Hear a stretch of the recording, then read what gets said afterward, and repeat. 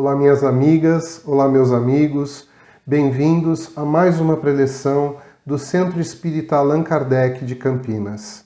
Vamos iniciar as nossas atividades de hoje fazendo uma prece, elevando os nossos pensamentos a Deus, nosso Pai, de infinita bondade, de infinito amor, de infinita misericórdia.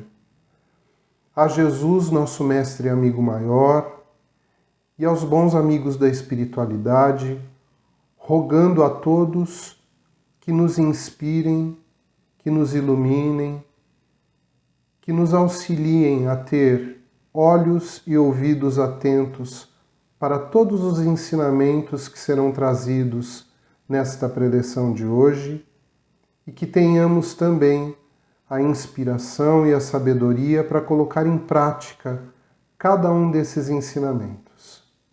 Que assim seja.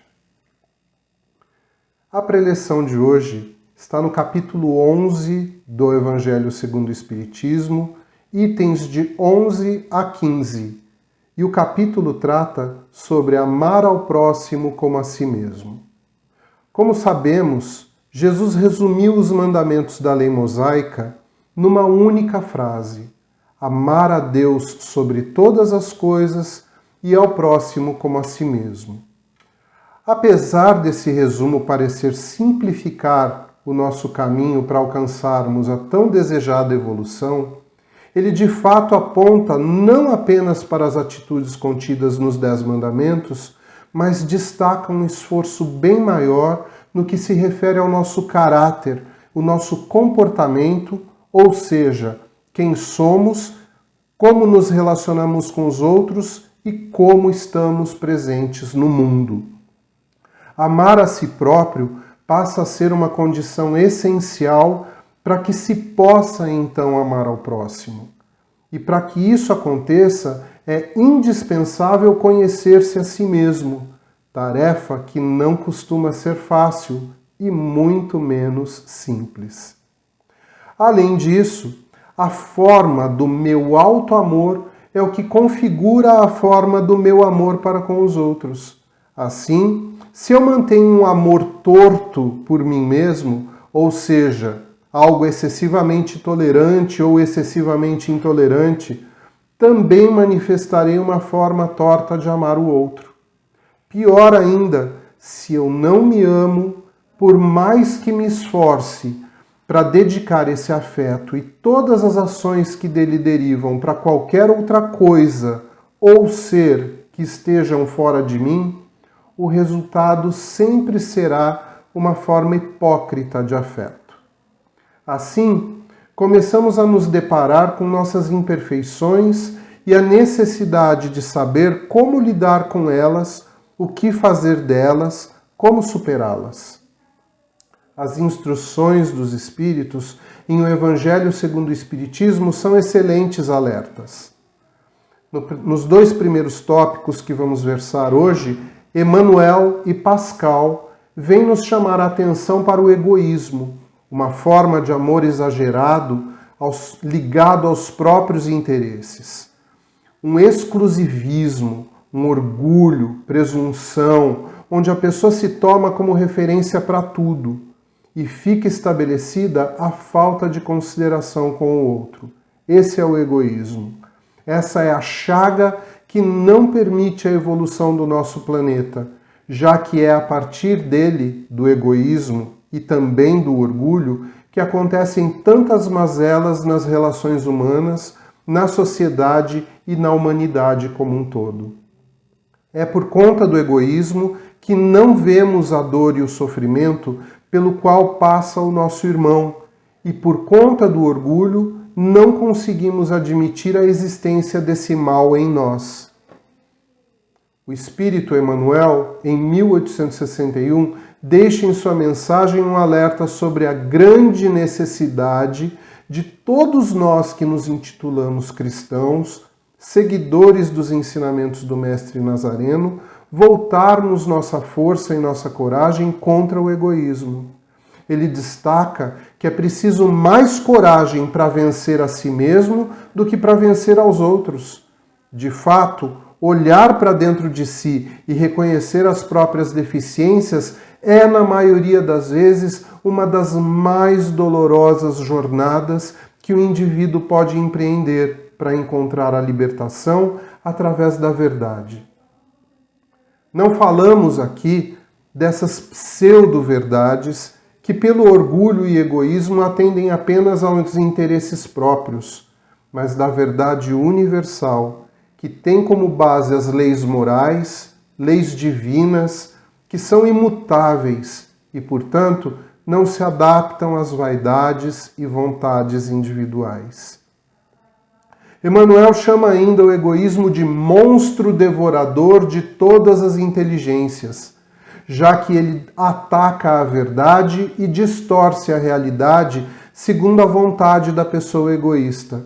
Desta feita, surgem comportamentos como o preconceito, a injúria, a maledicência, as negações, a intolerância, a exclusão, ou seja, falhas de caráter, de crenças e de valores irreais que geram atitudes e pensamentos opostos ao amor incondicional que devemos dedicar uns aos outros, conforme foi ensinado e exemplificado por Jesus, como caminho para nossa evolução e nossa felicidade. O egoísmo é, portanto, o antagonista da caridade. Pascal, outro espírito protetor que traz a sua mensagem no capítulo que estamos versando, aponta que precisamos lutar contra a couraça que nos impede de sensibilizarmos com as dores e sofrimentos dos nossos irmãos. Uma couraça que atravanca a solidariedade, a empatia e, principalmente, a caridade. Ele ressalta que a dureza de nossos corações mata os bons sentimentos. Meus irmãos, minhas irmãs, neste período da pandemia de Covid-19, fomos todos convocados a olhar para além de nós mesmos e entender que os resultados de tudo isso pelo que passamos e que ainda enfrentamos enquanto humanidade terrestre é resultado das ações individualistas. Cada um de nós é corresponsável pelo todo. Diferente do que deveríamos fazer, aparentemente os olhos, ouvidos e corações se fecharam mais ainda.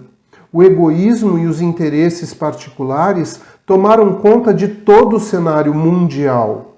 Raríssimas situações provocaram algum tipo de comoção cujo efeito durou muito pouco. E há muito tempo não víamos tantas pessoas em situação de miséria, abandono e desolação. Pascal é enfático em sua mensagem. Se a caridade reinasse na terra, o mal não teria mais predominância. Sem a caridade não haverá tranquilidade nem segurança na sociedade. Sem a caridade, o orgulho e o egoísmo abrem espaço para aqueles que se acham espertos, que querem levar vantagem, e nessa luta de interesses, alguém sempre sairá lesado. Ele recorda ainda que Jesus não repelia ninguém. Todos que o buscavam eram socorridos. E é a esse exemplo que devemos seguir, pois o egoísmo é a negação da caridade. As mensagens seguintes são assinadas por um espírito protetor e por Elisabeth de França, e também por Lamennais, tratando ainda da caridade, da sua relação com a fé e a importância de ambas na realização e vivência do amor ao próximo. Um dos pontos importantes a destacar dessas mensagens é a diferença entre um impulso generoso e a caridade. Todos, sem exceção, podem em algum momento ser tomados por um impulso de generosidade, que, embora também seja importante, na maioria das vezes é fugidio, situacional e acaba por atender momentaneamente a quem precisa. A caridade é impossível sem a fé, diz o Espírito protetor, tendo como características mais importantes a abnegação e o sacrifício constante dos interesses egoístas.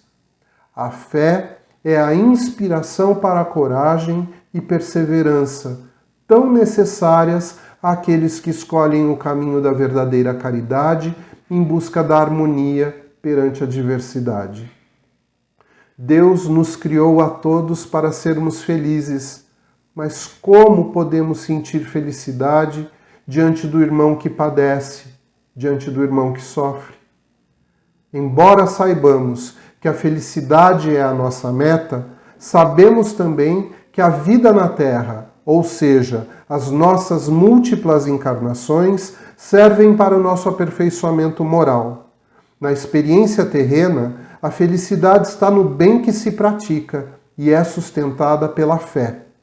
Percebam, se não é a aplicação prática da máxima ensinada por Jesus.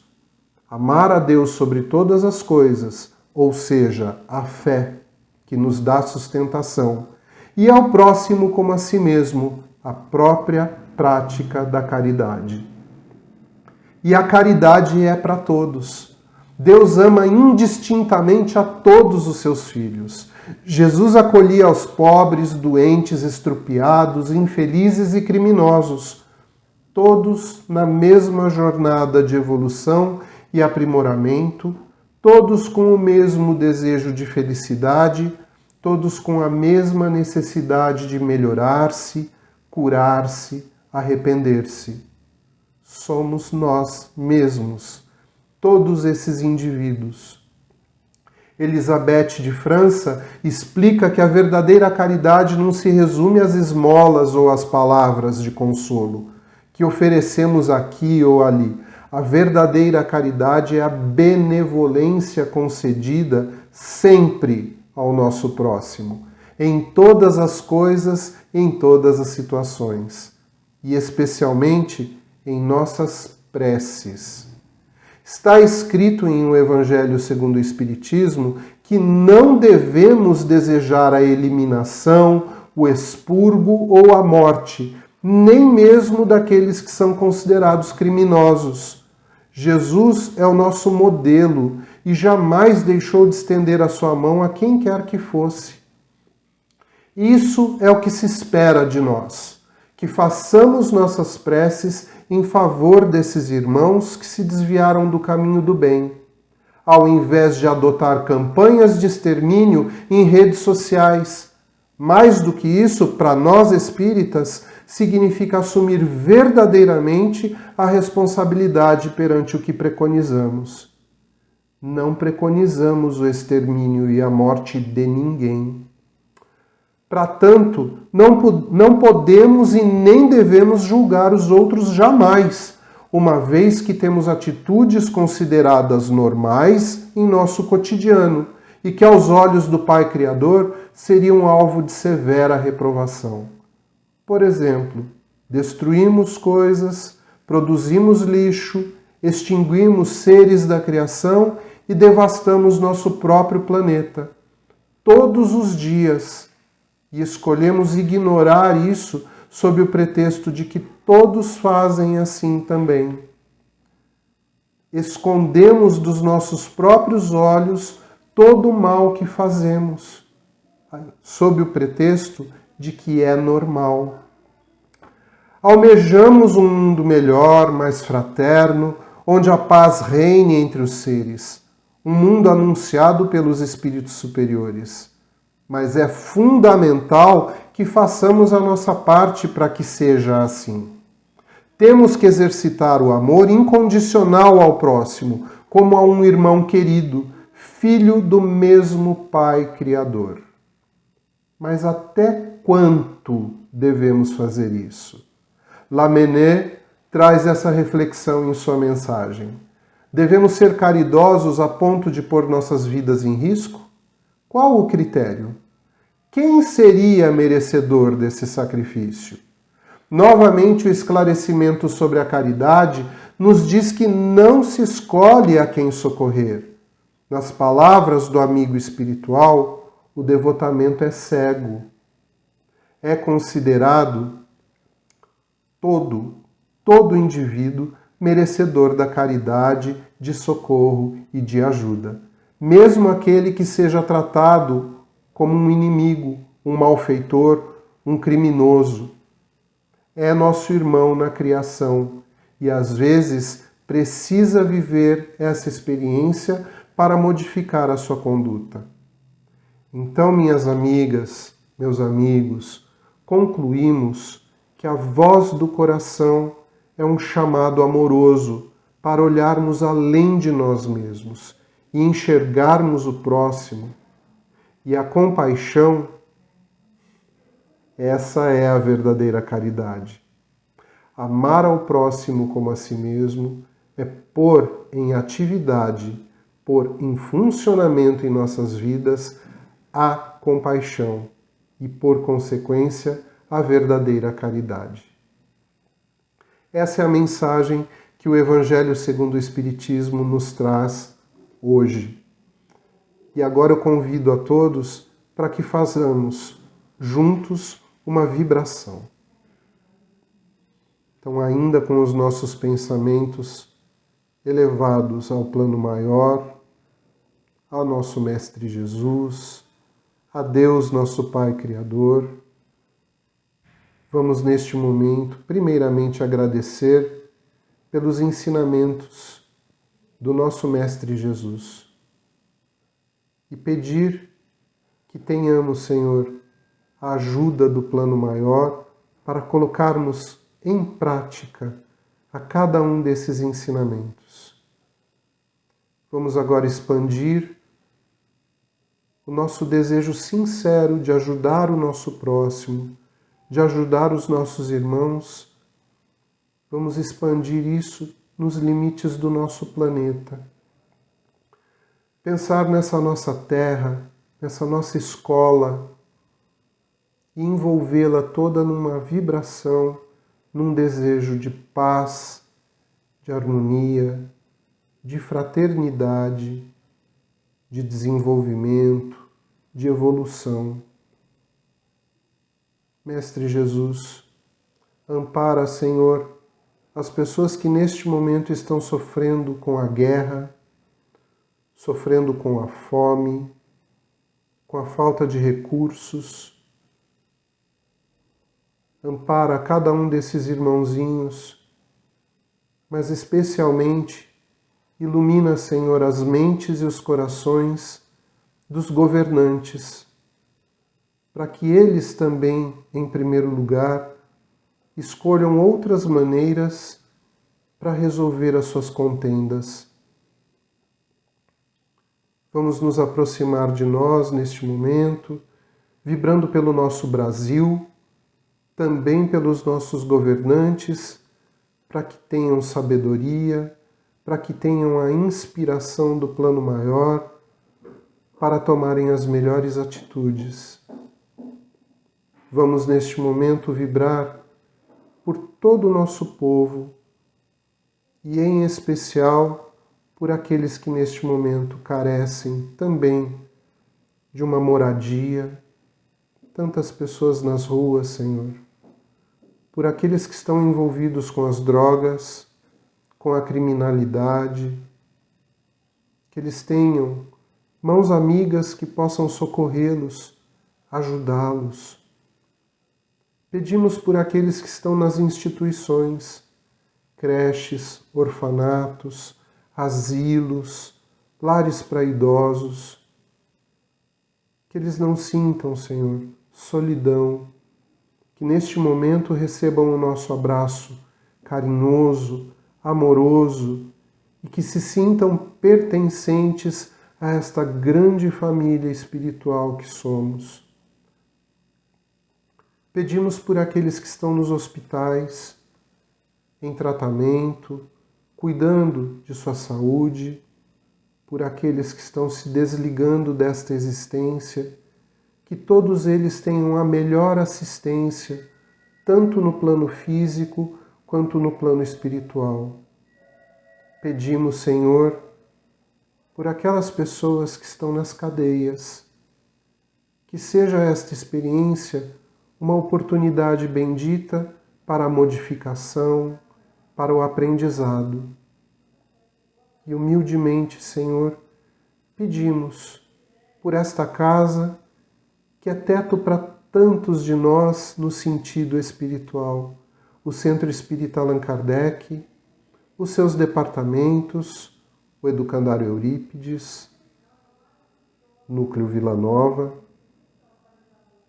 o Alvorada de Cristo, no Jardim Proença, o Gustavo Marcondes, em Sousas, as creches Mãe Luísa, Lar dos 15 Irmãos ou Creche Gustavo Marcondes, e também todos os demais núcleos assistenciais que a nossa casa mantém.